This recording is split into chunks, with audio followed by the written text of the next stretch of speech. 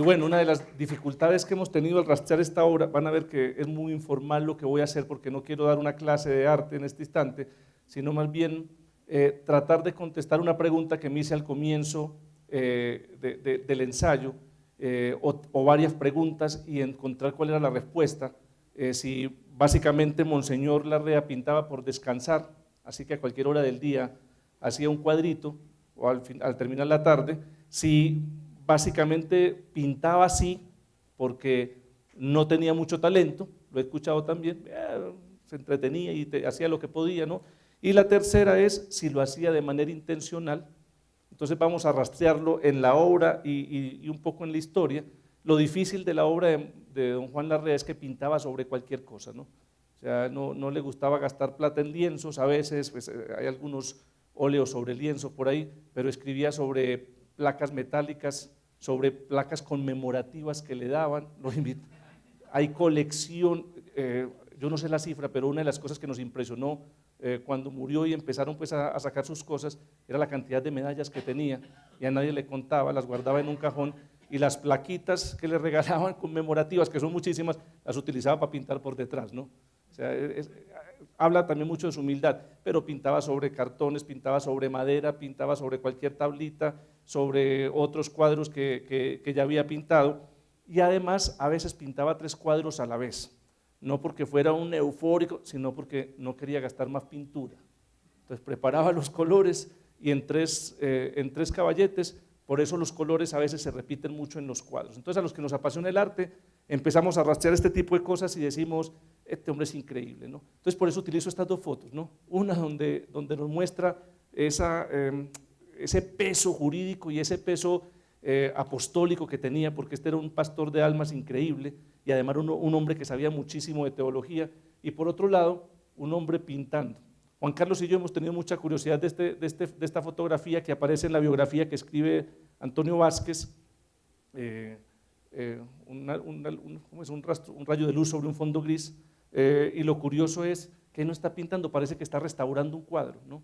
Entonces también hacía restauraciones, decoraba la iglesia, hacía las plaquitas que identifican los cuartos de las casas de retiro de la obra, en fin, un hombre polifacético.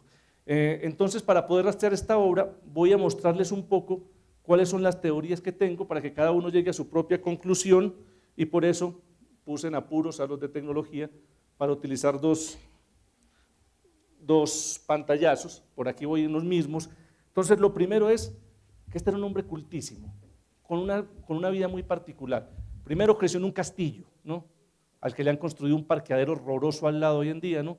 Lo deben haber preservado, pero este chico creció en una casa donde había una enciclopedia espectacular, con un papá que además era diplomático, que viajaban por todo el mundo, y que además en su casa había cuadros de autores famosos, europeos y autores de la época. Entonces no es ninguna sorpresa que don Juan Larrea haya sido un hombre criado en un ambiente artístico. O sea que ya el primer rastro que nos muestra sus inicios era, creció en una familia muy culta, en una casa de proporciones grandes y que tenían muchas obras de arte. Además, desde pequeñito empiezan los viajes con sus padres, y con frecuencia aparecen pues que visitaban museos, que los invitaban a casas de otros diplomáticos donde también había obras de arte.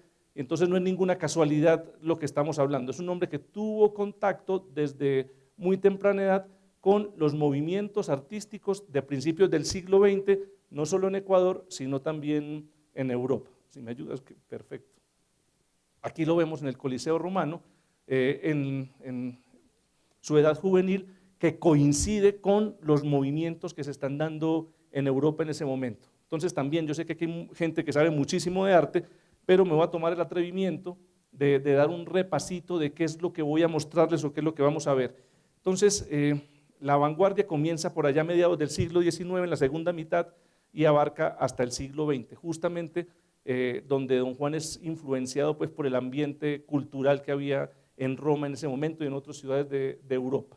¿Y qué caracteriza la vanguardia? Un montón de señores que se habían educado muy bien, la mayoría de ellos en academias de arte, y que visitan los museos tratando de copiar las obras del barroco, estas obras ostentosas con manejo de la luz impresionantes, con muchísimos personajes, con un trazo perfecto, pero lo que más le llama la atención a estos señores es el manejo de la luz. El barroco tiene una cosa impresionante, hay algunos cuadros que están iluminados por una vela que tapa la mano o por una luz que entra por una ventana, tal vez imagínense ustedes las Meninas de Diego Velázquez, una cosa de un manejo de la luz asombroso y manejo de la pintura. Entonces muchos neófitos cometen el error de decir, estos no sabían pintar, ¿no? O sea, a los que nos gusta el arte nos estremecemos cuando se para por allá alguien y dice, eso lo pinta mi hermanito de 5 años, ¿no?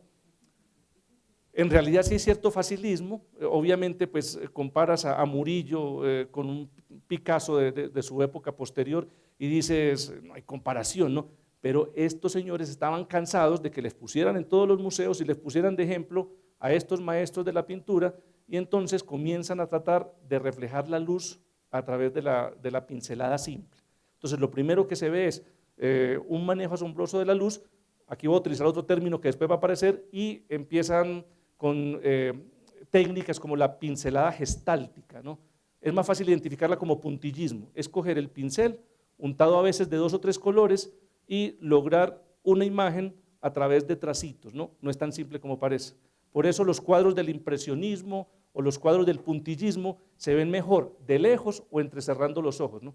Uno como que arruga el ceño y el cuadro se ve perfecto. Cuando uno los abre es una cosa borrosa, ¿no? Como a través de la neblina. Como cosa muy curiosa, hay también impresionismo, hay también en la literatura, ¿no? Es una cosa curiosísima, por ejemplo, Balzac, ¿no? O sea, es rarísimo, ¿no? Entonces no, son juegos literarios, pero básicamente aparece la primera palabra del arte contemporáneo, que es el ismo, ¿no? Entonces, un ismo es un grupo de personas que se ponen de acuerdo para utilizar una técnica particular.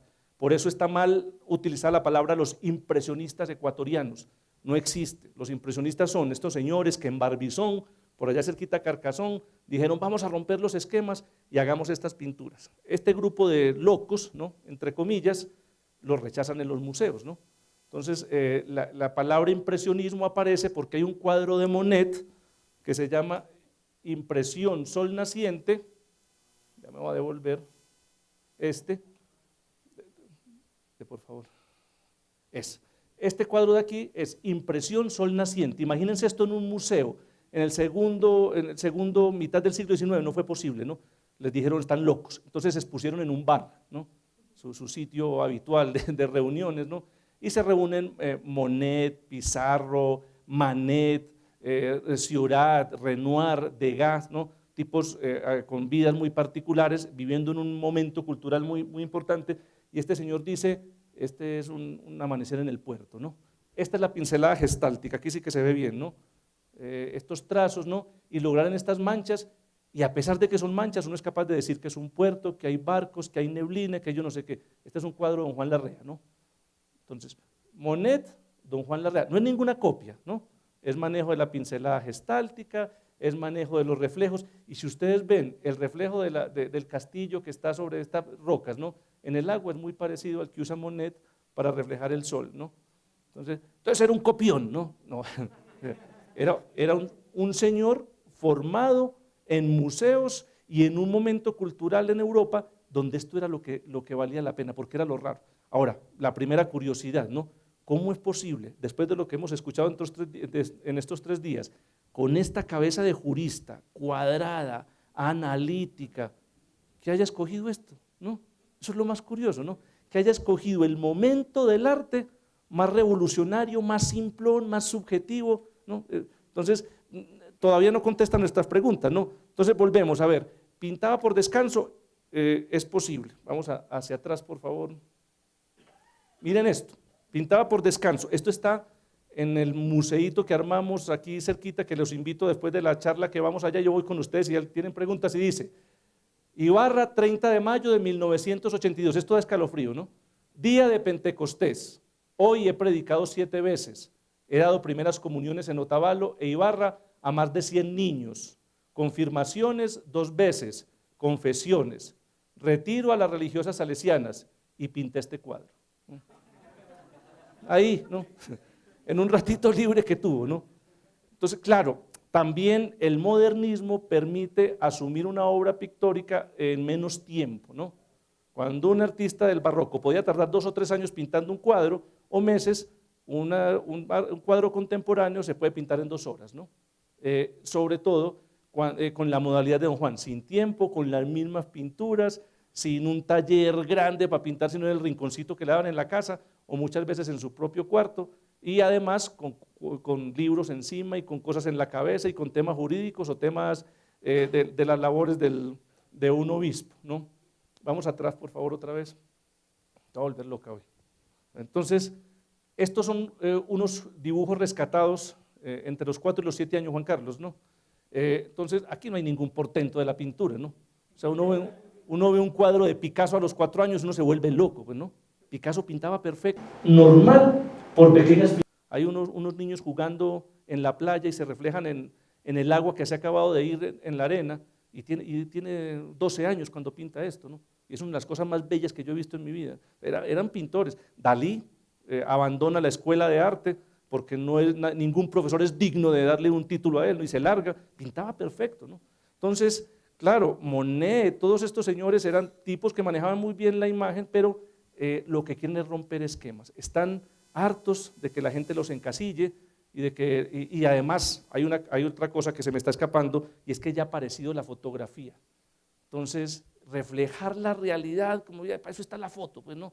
Hoy en día hemos vuelto, ¿eh? Hoy en día estamos en el hiperrealismo. Uno casi que no distingue si es foto o es realidad, pero hay muchos que dicen, pues así pinta cualquiera, pues no. Te vas a las ferias de arte y hay un señor ahí que te hace un retrato por poquitos dólares y pinta perfecto, en la Plaza de las Américas, donde sea, sin quitarle valor, ¿no? Entonces muchos pintaban muy bien y dicen, mejor hagamos lo distinto. También la foto permite llevarse el paisaje. Acuérdense que están obsesionados con el color.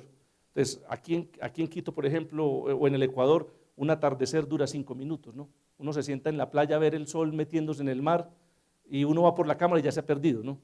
Ya se oculta, bueno, ahorita con el teléfono lo tenemos en el bolsillo siempre, ¿no? Pero estos señores tomaban la foto y se llevaban en blanco y negro la foto al taller y después le ponían el color que le diera la gana, ¿no? Entonces, esto es parte también de la vanguardia, ¿no? Empiezan a reflejar el paisaje y lo que les interesa es la luz. Por eso hay artistas que, no sé, creo que Monet también, ¿no? Pinta la Catedral de Notre Dame 8 o 9 veces, en otoño, en invierno, en verano, en la mañana, en la tarde, y además un pedazo, y dice, qué curioso, ¿no? Porque ese pedazo era el pedacito que se veía desde la ventana del cuarto de él, ¿no? De la guardilla en la que vivía. Entonces ese tipo levantaba por la mañana y pintaba, y en la tarde decía, a ver cómo se ve, me gusta la sombra. Entonces, era esa obsesión con la luz, ¿no? Con buscar reflejar esa luz que se nota también en Don Juan. Pero hay algo muy interesante, y es que a los 5 años, bueno, una cosa interesante, a los 5 años ya firmaba como firmó la mayoría de sus cuadros, ¿no? O sea, esta misma firma se la va a encontrar uno en la mayoría, ¿no? Y lo otro es que esta perspectiva es muy interesante, ¿no? Es un libro dibujado por un niño, en el lomo dice Juan Larrea, se sale incluso del lomo, ¿no? Pero es como una premonición de todos los libros que iba a escribir después, porque uno se propone, voy a ser escritor, pero no dice voy a escribir una enciclopedia de 25 tomos, ¿no? Eso no se le ocurre a nadie normal, por lo menos, ¿no? O sea, una enciclopedia, 25 tomos, una máquina, pues, ¿no? Y a eso añade libros de teología y añádele temas de matrimonio y temas de familia y añádele todo, ¿no? Y esto en el poco tiempo que le quedaba libre, porque no era un hombre que se dedicara a escribir ni a pintar, ¿no? Primero fue abogado, trajo el Opus Dei al Ecuador, eso debía ocuparle muchísimo tiempo. Se sabe que en Ibarra la vida pastoral le ocupa, y se nota también en la producción, ¿no? Que tiene menos tiempo, y también en sus doctorados, en sus estudios y en todo. Entonces, ahorita sí vamos otra vez, ahí está. Entonces, pasemos, ¿no? Esto es William Turner, estos como que todavía están lindando con el romanticismo, el realismo, pero aparece ya la sociedad industrial, los trenes, y entonces aparece un grupito que es muy copiado en Ecuador, liderados por Turner, ¿no? Muchos pintores ecuatorianos, Luis Martínez, Ramón, en fin, me acuerdo de Martínez que estaba en la casa de Don Juan, pero hay un montón que se dedican a buscar lo mismo, y entonces ya no utilizan tanto lo gestáltico, sino la mancha, el pincel muy cargado de óleo, de pintura, con muy poquito diluyente, ¿no? Lo cual es una especie de pegote. Lo hacía muy bien Guayasamín, pero es tan difícil de utilizar con pincel que Guayasamín utilizaba espátula, ¿no? Se raspa sobre el lienzo. En cambio con el pincel es muy difícil porque se estropea mucho el pincel. Entonces sí se nota que hay un dominio de la técnica, ¿no? Esto de mezclar colores y empegotar, perdónenme los términos, pero un poco sobre el lienzo, lo hacían muy bien estos impresionistas, y este señor, sin ir a lo gestáltico, nos muestra que también maneja otros efectos, ¿no? Esta es la mejor forma de aprender cómo se ve el cuadro, ¿no? Si entrecierran un poquitín los ojos, se nota el pueblito, se ve una barca, se ven las olas, ¿no? Y no se puede apreciar de cerca, porque de cerca se ven un montón de manchas, incluso de cerca se ve el relieve de la pintura, eso lo pueden ustedes apreciar más tardecito, ¿no? Si visitan el museo, ¿no? Aquí, por ejemplo, si uno entrecierra los ojos, se ve a la perfección los arcos romanos del puente, ¿no? Incluso uno puede adivinar que hay alguna curva o alguna cosa por donde, y se ve la chimenea, pues la caldera del tren. Vamos. Otras veces él sí reconoce que está haciéndole un homenaje a algún pintor. Por ejemplo, aquí le dedica expresamente, dice que es un homenaje a Utrillo, ¿no? Es un pintor también impresionista, muy interesante, principios del siglo XX, todos están ahí, todas estas influencias, y él dice homenaje a Utrillo, ¿no? O sea que sí se nota el conocimiento del arte que tiene, o sea que ya podemos ir descartando que era por falta de técnica o falta de conocimiento, era un hombre que a propósito enfrentaba el lienzo con un previo conocimiento, y además de que era muy buen observador, ¿no? Porque en los cuadros se nota como una de las que nos gusta mucho a los artistas o a los fotógrafos, ¿no? Y es que se pone en primer plano, algo como que no se aprecia tanto. Al fondo hay un paisaje, pero aquí hay un tronco y de pronto el rayito de luz para mostrar la humedad de ese tronco. Esa es una cosa interesante que él hacía muy bien. Entonces, ese manejo de los árboles, de las ramas, muy parecida a las de Utrillo, nos muestra que efectivamente conocía, que estudiaba, que hay otro Utrillo con otro Juan Larrea, y es difícil de saber quién es quién, ¿no? O sea, ya saben en qué lado está Juan y en qué lado están los artistas, pero si yo les pusiera de pronto al final un examen, ¿cuál es de don Juan Larrea? Uno le da dificultad, ¿no? El estilo básicamente es el mismo, ¿no? Bueno, en fin, pero también se acerca a otros estilos, como el fauvismo, ¿no? El fauvismo, la vanguardia va dando pasos, como eran grupales, estos ismos, ¿no? Esto terminaba en ismo, estos tipos se cansaban de hacer lo mismo, ya, impresionismo, hagamos otra cosa, ¿no? La mayoría de las veces los nombres se los ponían los críticos, o por lo menos al principio, y después se lo fueron poniendo ellos, ¿no? Es decir, nosotros nos reunimos aquí y decimos, hagamos arte con piedras, y sale el piedrismo, pero como es una cosa así como tan improvisada, en 3 o 4 meses nos vamos al tablismo y se acabó, ¿no? Siempre y cuando todos lo hagamos, entonces pertenecería a este grupo, así sería un ismo. Entonces, la primera vez, impresión sol naciente, aparece un artículo que escribe un escritor, un crítico, después de ir al bar donde estaban exhibiendo los cuadros, y dice, impresión sol naciente, dice, los impresionistas por el cuadro impresión sol naciente. O sea, ellos no querían dar ninguna impresión, pero con el fauvismo es más chistoso, ¿no? Porque estos fauvistas dicen, no mezclemos tantos colores, colores vivos, colores primarios, una cosa que sobresalga, que brille, la naturaleza en todo su esplendor, pero casi como caricaturas, ¿no? Van Gogh es muy fauvista, ¿no? Y lo bordeaban así de negro y todo, cosas opuestas a cualquier academia de pintura, y el fauvismo aparece porque ya los dejan ir a un museo, ya les permiten exponer en un museo, y aparece un crítico de arte. En ese mismo sala había una estatua muy parecida al Miguel Ángel de Donatello, y el crítico lanza una expresión que todo el mundo escucha y dice, Dios mío, Donatello entre las fieras, y fiera en francés es fauvismo, ¿no? El fierismo. De hecho en español se permite escribirse fauvismo, ¿no? Sin necesidad de la AU, que suena como O en el francés. Entonces, este es Gauguin, Paul Gauguin, el famoso compañero de Van Gogh, probablemente el que le cortó la oreja, no se sabe, ¿no?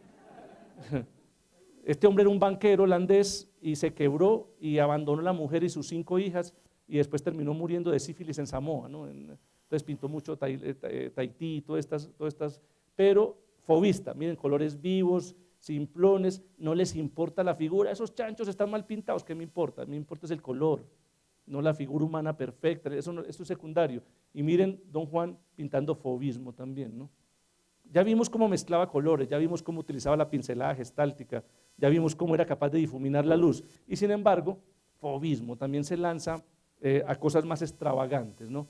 Entonces, interesantísimo, ¿no? Van Gogh y Juan Larrea Holguín, ¿no?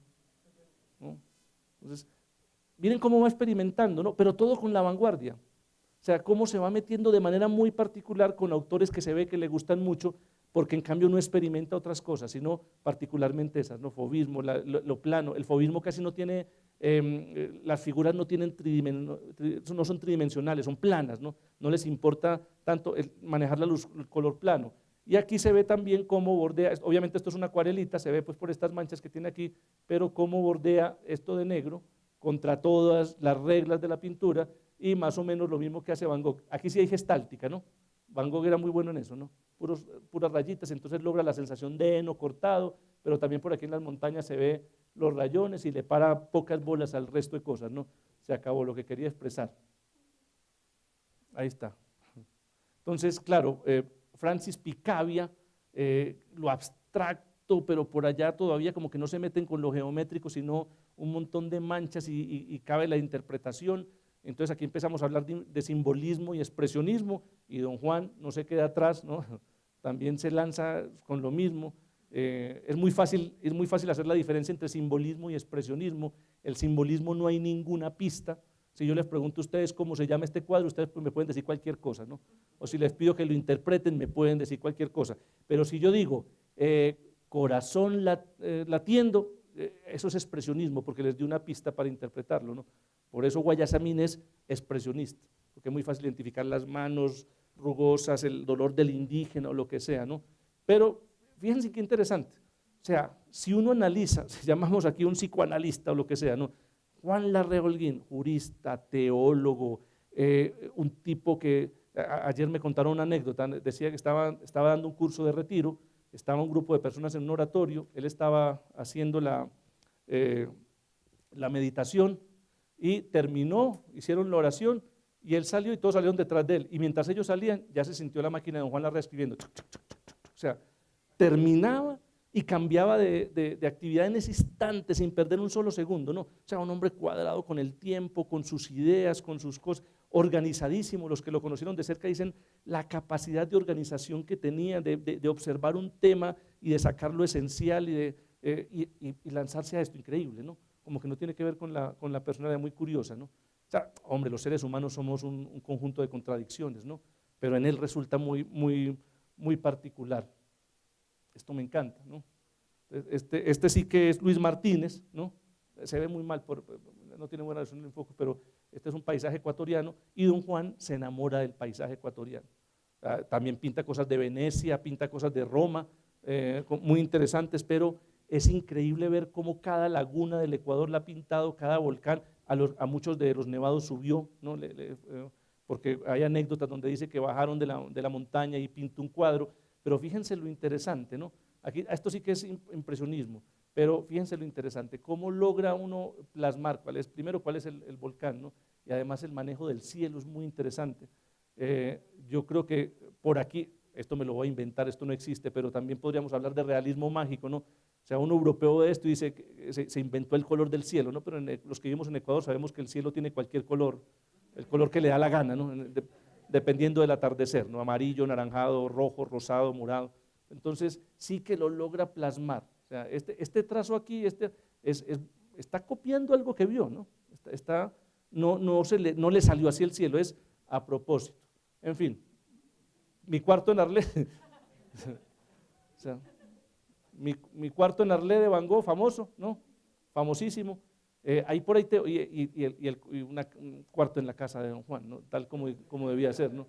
Es muy interesante porque hay una teoría, hace poquito leí algo, y es que Van Gogh daba la sensación de pintar mirándose en un espejo de esos de parqueadero, ¿no? Un espejo cóncavo, lo cual hacía que el cuarto se viera así, ¿no?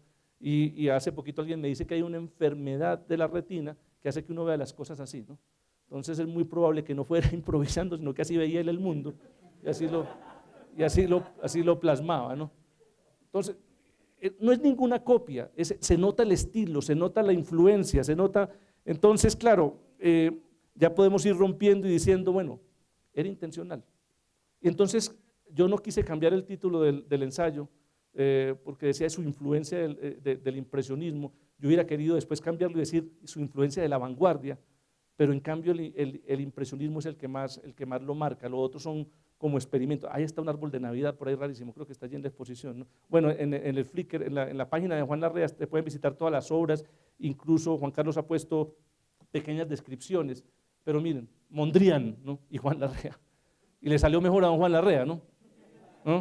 Entonces, sí sabía pintar, o sea, no es que no supiera, este molino, esta tapia, está muy bien, incluso la mancha de la humedad en el bareque, ¿no? En esa mezcla del estiércol con la tierra pisonada, le sale muy bien, y hay un manejo muy bueno de la perspectiva aquí. En otros, no se sabe por qué no maneja bien la perspectiva, o lo hace a propósito, no le sale, pero hay lagunas casi verticales, ¿no? ¿Será que también tiene el atrevimiento de decir, pinto como yo quiera, ¿no? Y Mondrian pues juega muchísimo aquí con la mancha, ¿no? Buscando que en la neblina y todo eso, pero esto está muy bien, hay muy buenas sombras y otra vez esos grumos de pintura que dan la sensación de tercera dimensión en la pintura. Bueno, Renoir y don Juan, ¿no? ¿Ah? Renoir es quizás de los mejores impresionistas, esto siempre es opinable y es muy particular, ¿no? Pero este hombre manejaba la luz de una manera. Ojalá ustedes busquen en internet un cuadro que se llama Camille, que la esposa está así como en la cima de una montaña, él la pinta desde abajo y la luz del sol le da detrás y se insinúa la silueta de Camille, ¿no? Con mucha naturalidad, pero con mucha decencia. Esto es impresionante, ¿no? Impresionante cómo logra captar la luz, y le gustaban mucho los paraguas, ¿no? Para cómo identificar esa parte. Entonces aquí viene Camille con su hijita en un sembrado de tulipanes, y don Juan también pone el paragüitas, pero las pone regresando. ¿Sería a propósito? ¿Será la continuación del cuadro? Los críticos somos felices inventándonos cosas, ¿no? ¿Quién sabe qué será verdad? Pero, perdón, estaba del otro lado del espejo, ¿no? Claro, al otro lado. ¿Qué querría? ¿No? Pero una cosa muy interesante es este nubarrón que pone por aquí, ¿no? Entonces, claro, aquí se me sale el escritor, ¿no? Están volviendo a la casa porque se va a largar un aguacero, ¿no? Pero lo haría a propósito, le saldría así, era un hombre que jugaba con eso y después se burlaría de nosotros. No atesoraba los cuadros, la mayoría de los cuadros los regaló o los dejó en las casas, no le interesaba nada, el que le pedía un cuadro se lo regalaba, muchos de ellos los subastó con fines benéficos, otros los vendió. Nosotros también los vamos a vender hoy con fines benéficos, vamos a utilizar los cuadros y vamos pues a durar vendiéndolos un tiempo para dar becas. Yo creo que eso es lo que hubiera querido don Juan, ¿no? O sea, que el dinero de sus cuadros se utilizara para que alumnos estudiaran, ¿no? Para que jóvenes estudiaran. Entonces creemos que es la mejor forma de utilizarlos porque son tantos los que han aparecido y gente que nos ha donado que no hay dónde ponerlos. Esto es no pueden estar en una bodega, no puede ser. Además, pues si en algún momento llegan a beatificar a don Juan, estos cuadros van a valer mucho más dinero. No es propaganda, no es para que los compren, ¿no? En fin, pero funciona, ¿no? Así que aprovechen, ¿no?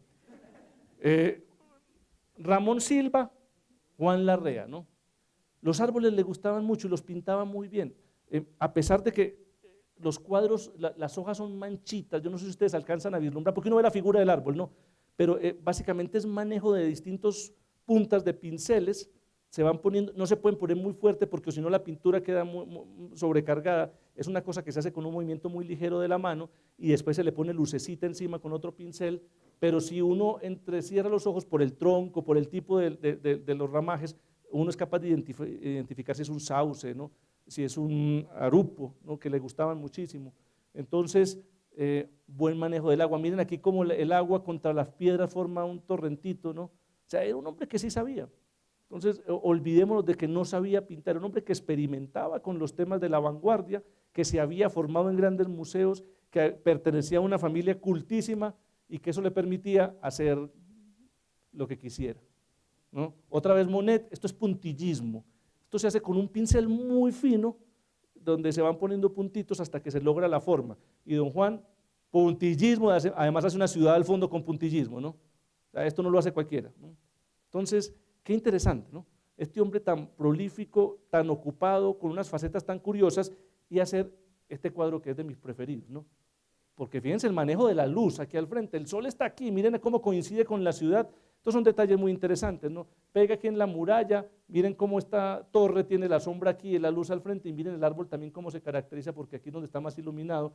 Miren, estos detallitos, por ejemplo, los miramos mucho los que nos gusta el arte, ¿no? Uno ve un tronco normal por pequeñas pinceladas, por ejemplo, estos colores más claritos aquí, este blanco, este brillo aquí, son los que hace que le trampiemos a la retina, ¿no? O sea, no está pintado todo el árbol, básicamente están pintadas manchitas, pero la retina le miente al cerebro y uno es capaz de decir, es un árbol, ¿no? Y además de decir los colores. En fin, y aquí sí, esto fue un hallazgo de Juan Carlos, ¿no? Esto es cubismo puro, ¿no? Cubismo puro. O sea, este es uno de los, esto es de Feininger, ¿no? Uno de los cubistas que influenció más a Picasso. Después no les quise mostrar el de Guernica porque todo el mundo lo conoce, ¿no? Pero el Feininger es un tipo que dice que la imagen había que fragmentarla como si se quedara pegada en un espejo y después uno la uniera en desorden. Y don Juan pone unos pescadores y además hace cubismo como si cualquier cosa, ¿no? Incluso se adentra un poco con el futurismo, no en el sentido de futurismo del arte actual, porque el futurismo está más, hoy en día está más relacionado como con la ciencia ficción. El futurismo en esa época era una protesta contra la sociedad industrial, donde mostraban como una especie de caos, de cosas frías, de lo que se venía, ¿no? Y entonces, además de eso, don Juan hace un futurismo mucho más fuerte que el de Feininger, ¿no? Una cosa así gris, de esos cuadros. Esto no es raro verlo en un puerto hoy en día, ¿no? Pero pintar un cuadro donde el fondo principal lo ocupan los containers, además hechos de manera cubista, resulta interesantísimo. Así que, miren, no se cansa uno de estudiar este hombre, ¿no? Lo vemos por ahí, lo leemos, pero adentrarse en la faceta, yo no creo que haya alguien que se pueda volver un experto exclusivo en los temas de don Juan, porque trato tantos que es imposible, pero les leo el final de mis conclusiones. Dice, sin embargo, aparece una sombra de duda, pues detrás de cada artista las interpretaciones se convierten en una segunda obra. Lo que yo menos quiero es que ustedes interpreten a Juan Larrea, pintor, a través de mis palabras, ¿no? La pintura tiene que interpretarse a través de cada uno, así como la poesía, y por lo tanto se comete como un pequeño abuso al yo decirles, esto se parece a tal cosa, cada cual lo interpretará, ¿no? Básicamente solo trasluce la visión del crítico o del intérprete de estas obras y jamás podrá saber en realidad qué fue lo que quiso, ¿no? Porque a nadie le contó, era un tema que no le gustaba mucho. Cuando le preguntaban por la pintura decía que efectivamente él descansaba cambiando de actividad, y entonces para no sentarse a descansar se sabe que no quiso tener televisión nunca, entonces más bien se dedicaba a pintar. O sea, nunca lo sabremos, ¿no? Me parece que la respuesta la da Vázquez de Prada en la biografía. Les leo un pedacito, dice, cito a Vázquez de Prada: mi apelación a cuestiones muy íntimas que constituían su patrimonio personal le llevó a esconderse tras la veladura de su afición a la pintura. La imagen no puede ser más expresiva. Me habló de un rayo de luz sobre un fondo gris. Todo se debe al rayo de luz, la ráfaga de claridad que cambia totalmente el aspecto de una existencia, al contraste magnífico de la acción de Dios en la vida vulgar y corriente de una persona cualquiera. Fin de cita. Y digo, un rayo de luz que buscó de manera incansable transmitir en sus pinceladas, en sus libros de leyes, en sus homilías y en cada segundo de su existencia. Un rayo de luz que todavía hoy sigue y seguirá brillando. Muchas gracias.